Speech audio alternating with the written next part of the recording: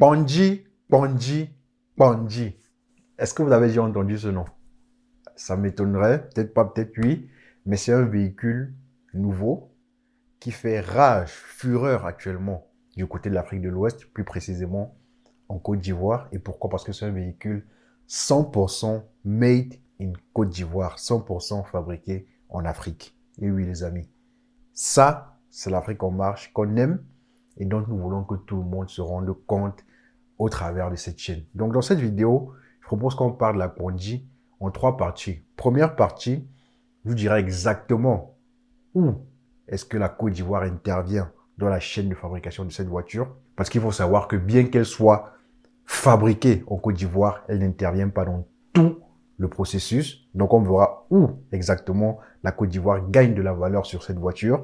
En deuxième partie, je vous présenterai la voiture. Vous verrez des vidéos, des photos. Je ferai une petite description. Je ne suis pas un expert du domaine, mais une petite description de la voiture, ses avantages, ses défauts. Et en troisième partie, je vous dirai, je ne suis pas devin, mais je vais essayer de lire dans la boule de cristal en vous disant pourquoi est-ce que la marque Bandji fera fureur déjà en Côte d'Ivoire, mais après dans l'Afrique de l'Ouest et dans l'Afrique en général. Je vous dirai quel est le détail marquant que j'ai relevé et qui, à mon sens, sera la clé du succès de cette marque. C'est bon? Allons.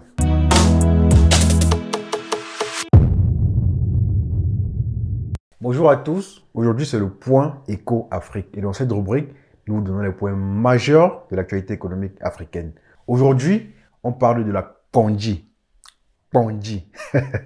Véhicule 100% made in Côte d'Ivoire. Et pour ce faire, on va scinder cette vidéo en trois parties. Premièrement, dire à quelle étape du processus intervient réellement la Côte d'Ivoire. Deuxièmement, présenter le véhicule en vidéo, avantages et inconvénients, et défauts plutôt. Et troisièmement, dire quel est le secret, quelle est la clé qui contribuera principalement à la réussite de cette marque. Donc, premièrement, où est-ce qu'intervient la Côte d'Ivoire? Déjà, il faut savoir que le développement, parce qu'on ne parle pas réellement de fabrication dans le domaine automobile, fabrication, c'est l'une des étapes du processus. Donc, le développement d'un véhicule, c'est plusieurs étapes, plusieurs processus qu'on peut scinder en quatre parties qui elles-mêmes contiennent plusieurs parties sous-jacentes, mais on va se limiter à quatre pour les besoins du format de cette vidéo. Donc, on peut parler de la partie développement, on peut parler de la partie fabrication, la partie assemblage qui est vraiment spécifique à ce secteur d'automobile et de la partie commercialisation. Donc, développement,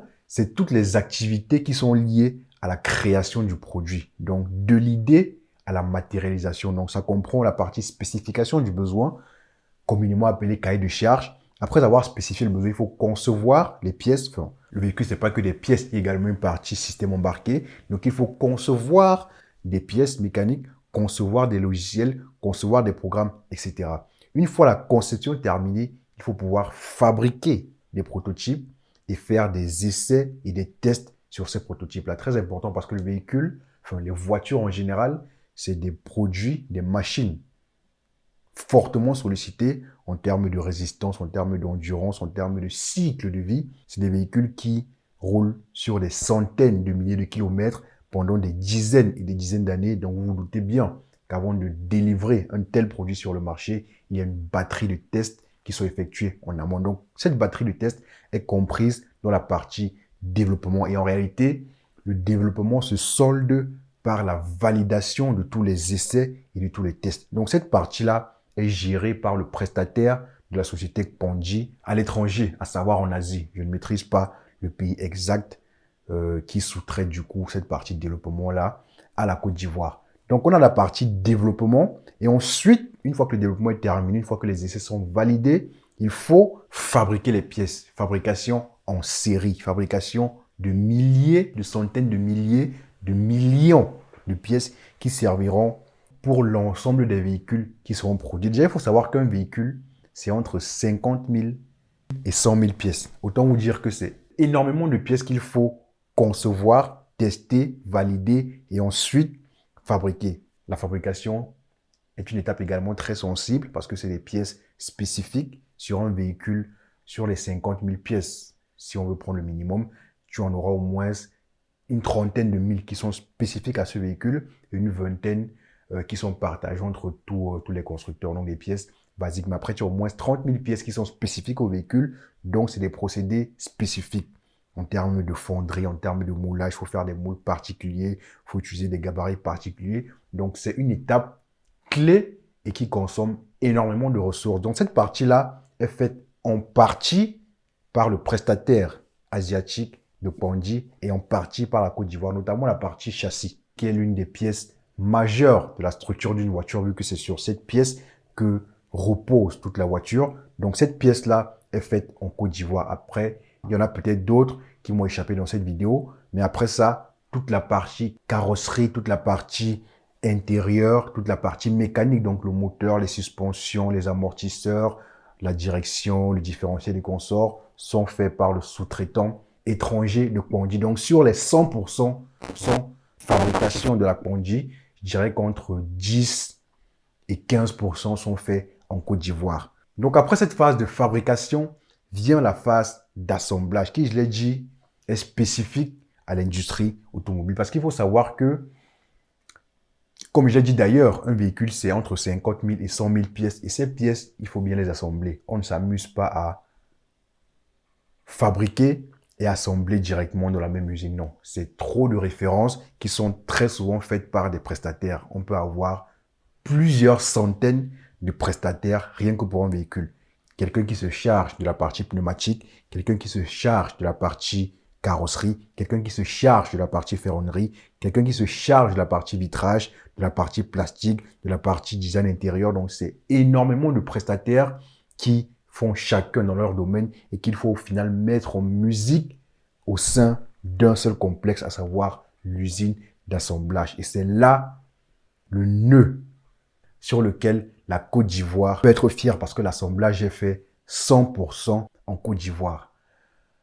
À titre d'illustration, pour que vous ayez une idée, lorsque tu demandes à ton ferronnier du quartier de te faire un cadre en fer pour ta porte de la maison, très souvent, lorsqu'il te livre le cadre, il y a toujours des ajustements à faire, soit sur le cadre en fer, soit sur les murs de la maison pour que ça puisse correspondre directement. C'est ce qu'on appelle l'assemblage.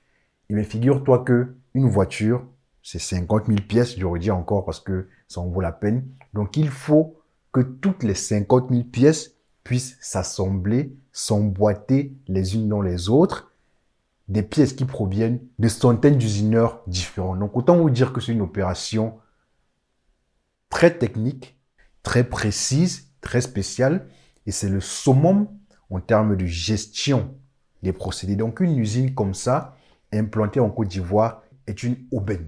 Donc, après la partie assemblage, vient la partie commercialisation parce que tu as beau concevoir, tu as beau fabriquer, tu as beau assembler. Si tu n'as pas la bonne stratégie de marketing dès l'imagination du produit à la base, eh bien, tu ne vendras pas. Et une entreprise qui ne vend pas coule tout simplement. Donc, la partie commercialisation, elle également, est 100% gérée en Côte d'Ivoire. Donc, en bilan, Pondy, la création, la matérialisation, la fabrication de la voiture Pondy est gérée à 65% par la Côte d'Ivoire, ce qui est à féliciter. Cela dit, il faut quand même rappeler que le cœur du métier de l'automobile se situe dans les points 1 et 2, à savoir conception et la fabrication. Ce sont ces points-là qui contiennent le plus de valeur en termes d'apport structurel pour le pays. Création d'emplois, qualification et montée en compétences des employés, ce qui permet de capaciter toute la population, développement des infrastructures, etc., etc. Donc, c'est vraiment ces deux points-là, ces deux premiers points que la Côte d'Ivoire et l'Afrique en général doivent aller chercher en ce qui concerne l'industrie. Passons maintenant au visuel. Présentation vidéo de la voiture, partie pour laquelle j'ai dû exploiter une vidéo faite par l'investisseur africain parce que malheureusement, la marque Pondy n'est pas encore bien établie sur le média. Ça viendra certainement avec le temps. L'information que je vous donne est assez fraîche, donc forcément, on aura des vidéos et des photos plus propres très prochainement. Mais là, pour le coup, j'ai dû exploiter des images déjà produites, donc on fera avec ça. Donc là, on a la voiture, on a la Pondy. Donc on voit très rapidement qu'elle est très solide. On regarde les formes assez robustes sur le châssis, assez marquées. On voit que c'est de l'aluminium bien costaud qui est utilisé pour la voiture, contrairement à ce qu'on peut voir sur certains modèles qui présente directement un certain aspect de fragilité dès qu'on les regarde. Et on voit bien que la marque a souhaité donner une identité propre et ivoirienne à la voiture, avec Ponji et Ditran sur la carrosserie. Donc là, petit visuel. Et après, on revient à la carrosserie. Donc, pareil que tout à l'heure. Et en plus, c'est une voiture qui a fière allure. Elle a très belle allure, honnêtement. Ça, c'est mon avis subjectif. Donc, en plus de la solidité, c'est une voiture qui dégage beaucoup de modernité aussi. On voit des inserts en chrome sur les poignées, sur l'encerclement des portières, enfin, les fenêtres des portières. On retrouve également du rappel de chrome sur les rétroviseurs avec des clignotants, des témoins lumineux avertisseurs de clignotants. On a, si je ne me trompe pas, une caméra sur le rétroviseur. Donc la voiture aura la vision 360 qui est très moderne. Donc là, les Ivoiriens peuvent être fiers. Donc là, calandre avant, symbole également de robustesse. Ça fait penser un petit peu au véhicule américain, avec une calandre massive, bien volumineuse, avec de l'alu brossé. C'est peut-être du plastique, mais ça peut être de l'alu brossé aussi, symbole de noblesse. Noblesse brossé, rappel de chrome, des feux à LED, un bouclier avant bien massif avec des attelles pour remorquer. Donc du très costaud, du très solide. Là, on passe à l'intérieur.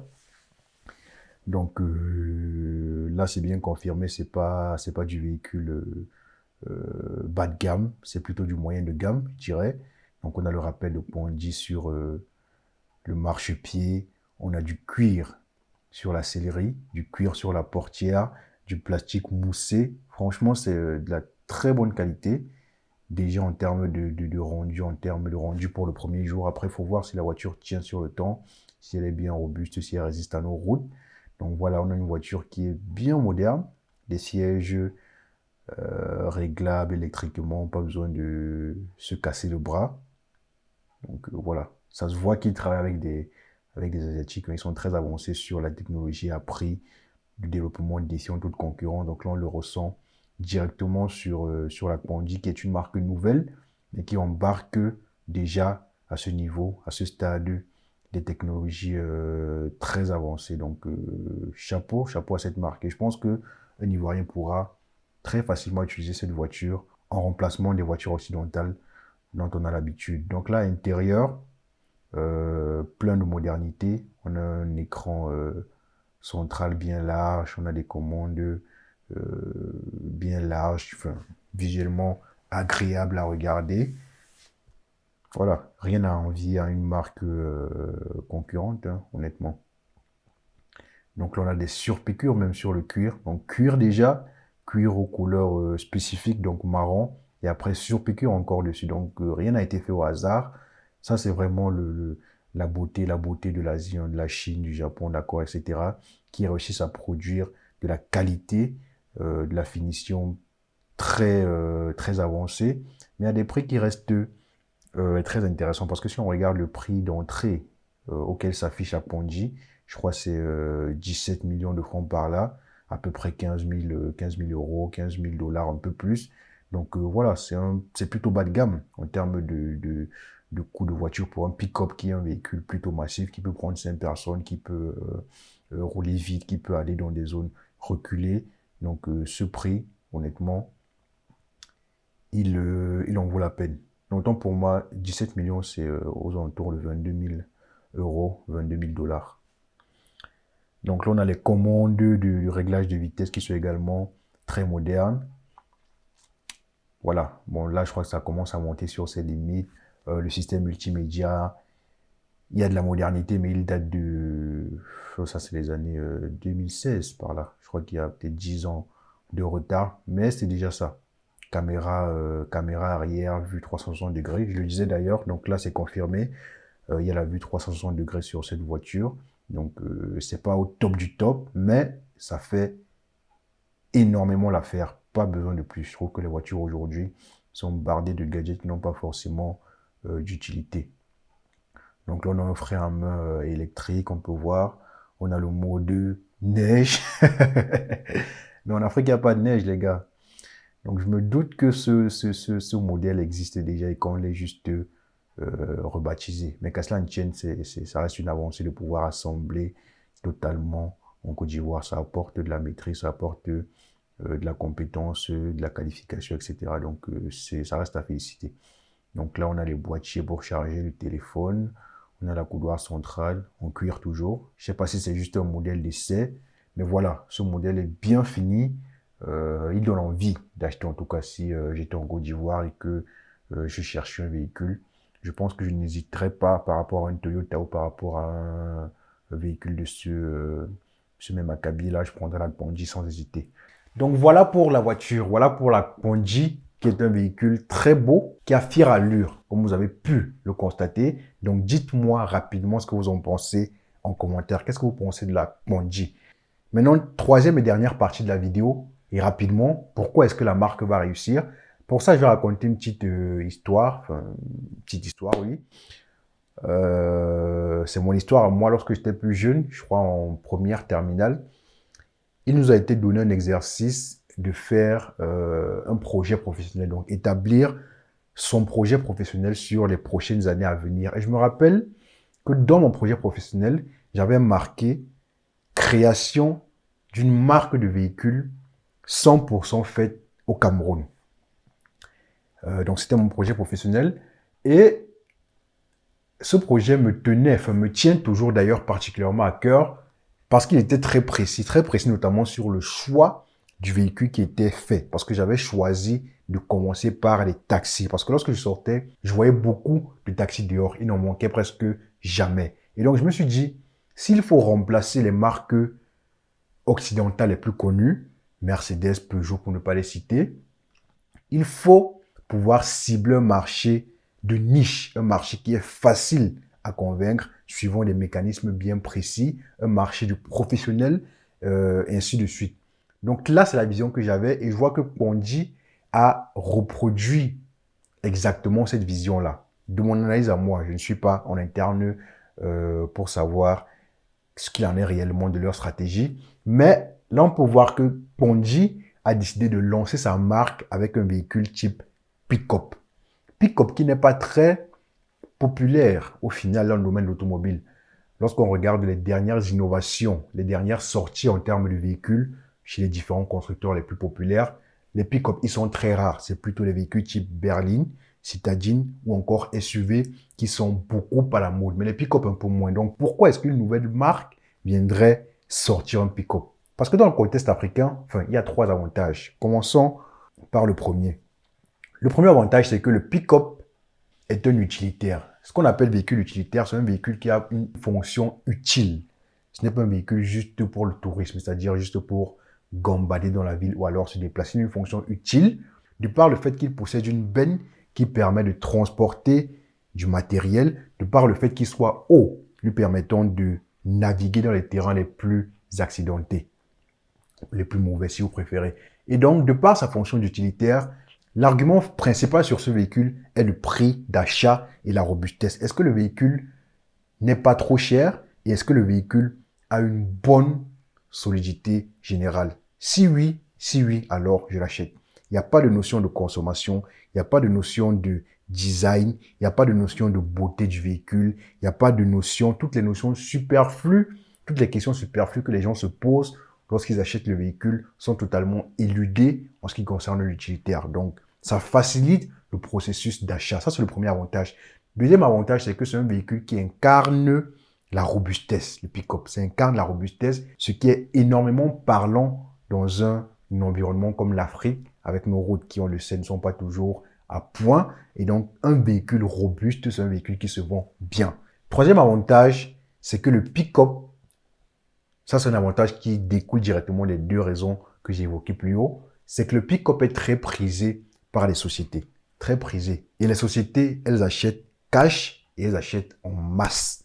Autre avantage commercial qui facilitera l'écoulement des véhicules Ponji sur le marché. Et vous verrez, dès que les voitures seront disponibles, ce ne sont pas les particuliers qui seront visés. Certes, pour des petites quantités, mais les premiers visés seront des sociétés qui pourront en acheter 10, 50, 100 d'un coup. Et donc, faciliter l'écoulement des pick-up Ponji sur le marché. Donc là est pour moi, à mon sens, la clé de la réussite future de la marque. En tout cas, nous l'espérons de tout cœur. Nous souhaitons bon vent à la marque et on espère qu'elle aura un développement très rapide. En ce qui vous concerne, je vous donne rendez-vous en commentaire pour la dernière partie de cette vidéo. Et d'ici là, très bonne journée à vous. Portez-vous bien. Salut.